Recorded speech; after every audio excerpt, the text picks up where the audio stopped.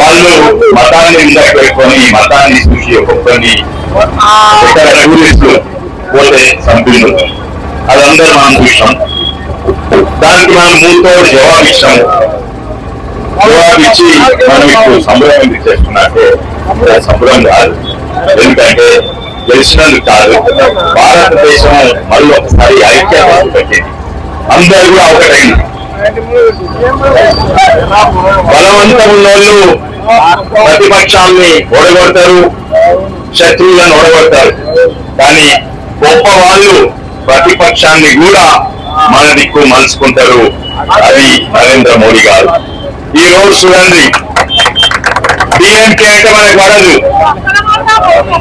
NCP అంటే పడదు, TMC అంటే పడదు. ఆఖరికి ఇక్కడ ఎంఐఎం, అసదుద్దీన్ ఓవైసీ కూడా పోయి మా ప్రధానమంత్రి మా భారతదేశం ఇంత గొప్పదంటే అది గొప్పతనము మన ప్రధానమంత్రి మోడీ గారు.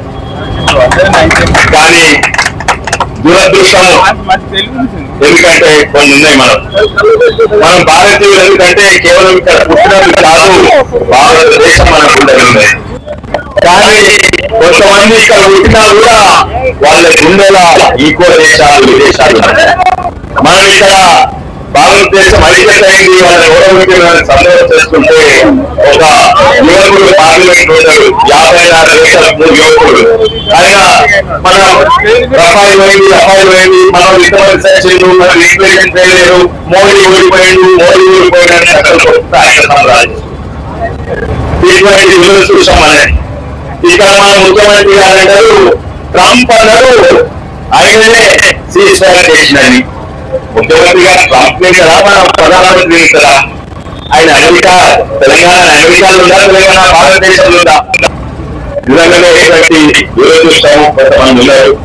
కానీ వాళ్ళకు కూడా ప్రతి పార్టీ నేను చెప్పింది కేవలం NCP, DMK, TMC, Mamata Banerjee, Supriya Sule వీళ్ళందరే కాక, అసదుద్దీనే కాక వాళ్ళ సొంత పార్టీల శశి థరూర్, మరి మనీష్ తివారీ, మరి సల్మాన్ ఖుర్షీద్ వాళ్ళు కూడా మా ప్రధానమంత్రి ఎంత గొప్పైన చూడు, మా భారతదేశం ఎంత గొప్పైన చూడు. అయితే నిజంగానే మనం గుణపాఠం చెప్పినాం.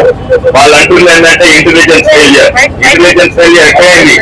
1000 సార్లు వస్తే 1-2 సార్లు వస్తారు. ఇదే కాదు, అమెరికాలైనా మన ఇజ్రాయెల్ అయినా అక్కడ ఇంటెలిజెన్స్ ఫెయిలియరా 99 సార్లు సక్సెస్ అయింది, ఒక్కసారి పోతే.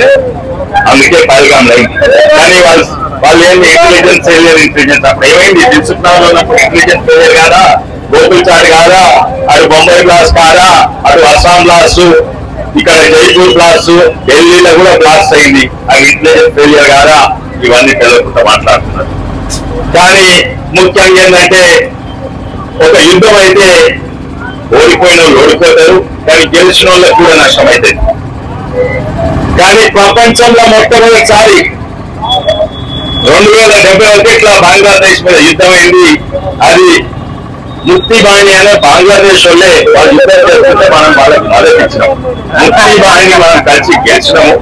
బంగ్లాదేశ్ విడిపోయింది, పాకిస్తాన్ విడిపోయింది. కానీ అది గెలిచినామో కానీ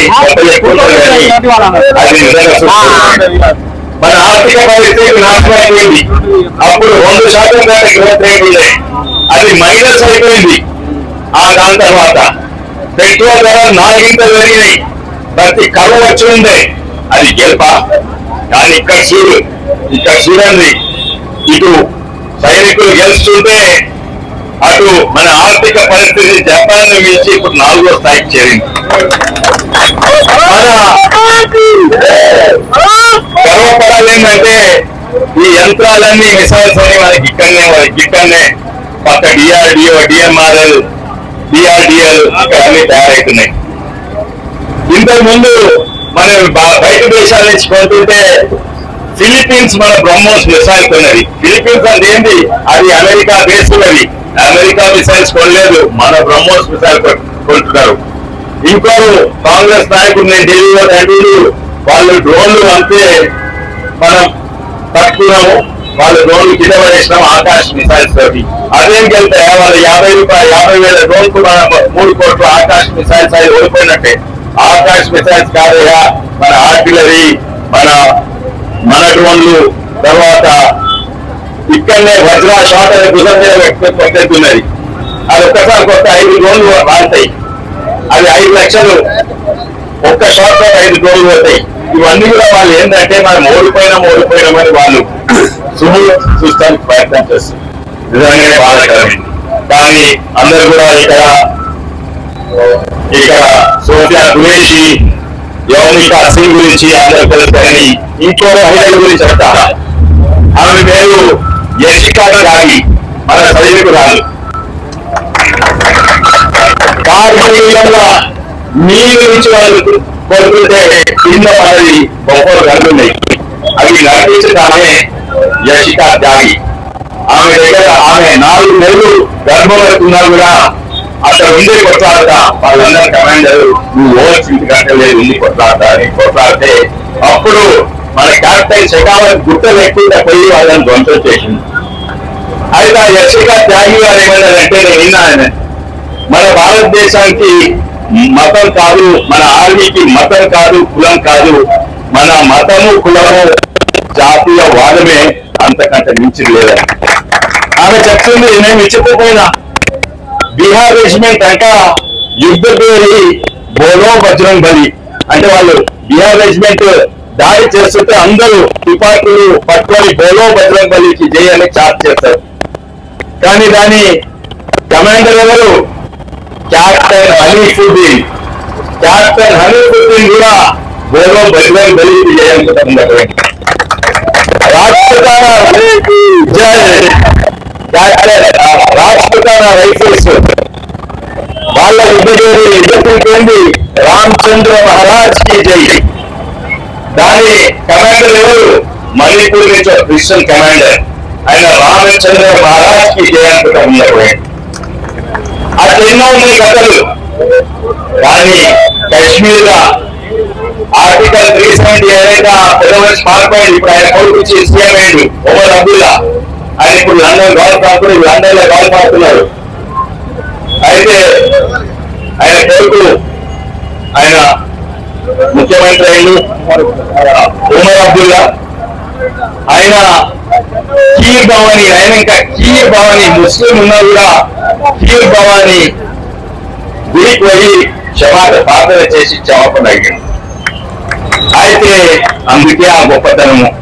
నిజంగానే మహాత్ముడా లేకుంటే విశ్వగురువా, యుగ పురుషుడా మన ప్రధానమంత్రి మోడీ. అవతలన్నీ మన దిక్కు తిప్పుకున్నారు, శత్రువులను ధ్వంసం చేసిండు. నిన్న వాళ్ళ పాకిస్తాన్ ప్రధానమంత్రి నిన్ననే ఏమన్నాడంటే, మేము 9-10 తారీఖు మధ్యలో పెద్ద దాడికి తయారైతుంటే అయింది అన్నాడు. దాడికి తయారైతుంటే అకస్మాత్తుగా అంతకంటే ముందే మన బ్రహ్మోస్ ప్రసాద్ వచ్చి రావల్పిండి, లాహోర్, పెషావర్, సియాల్కోట్, కరాచీ కూడా దాడి చేస్తే మాది ఏది కూడా ఎగరగలేదు అని ఆయననే చెప్పిండు. కానీ ఇక్కడనైతే కొంతమంది పుట్టినోళ్ళు ఎక్కడ గుండెల విదేశాలు ఉన్నాయి. వాళ్ళు ఏమంటుంది, మోడీ ఓడిపోయింది.